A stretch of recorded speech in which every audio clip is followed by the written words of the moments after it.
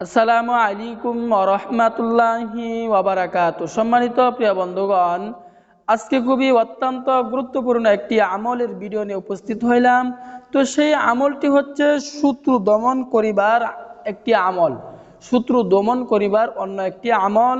এই আমলটি যদি আপনি করতে পারেন তাহলে ইনশাআল্লাহ শত্রু আপনার বন্ধুই পরিণত হয়ে যাবে। ইনশাআল্লাহ শত্রু আপনার কাছে আসতে বাধ্য হবে। এটা কুরআনুল কারীমের আমল, সরাসরি কোরআন থেকে আপনাদেরকে এই আমলটি আমি আপনাদেরকে শিখিয়ে দিব।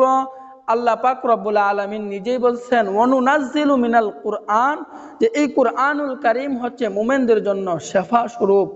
শেফা স্বরূপ আল্লাহ তাআলা এই কুরআনুল কারীম মুমিনদের জন্য পাঠাইছেন, আল্লাহ তাআলা প্রেরণ করছেন। তো এই আমলটি আপনি এই নিয়মে করুন, ইনশাআল্লাহ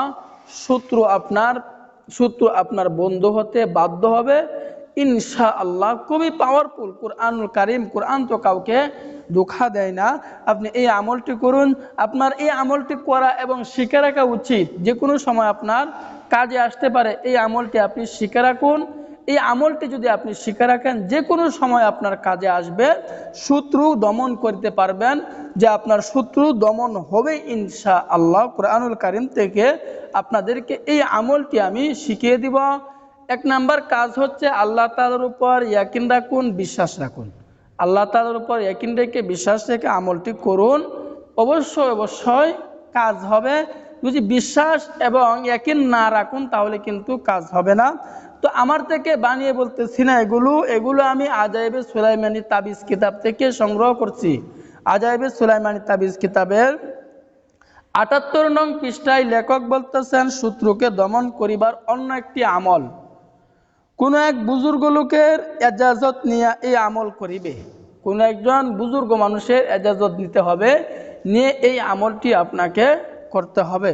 বুজুর্গ মানুষ, ভালো মানুষের এজাজত নিয়ে আপনি এই আমলটি করবেন।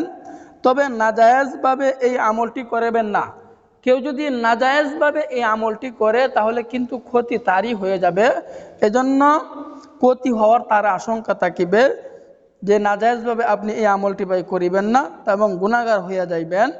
আমল এই পাক পবিত্র হইয়া পাক স্থানে বসিয়া খালেস নিয়তে, পাক পবিত্র হইয়া খালেস নিয়তে।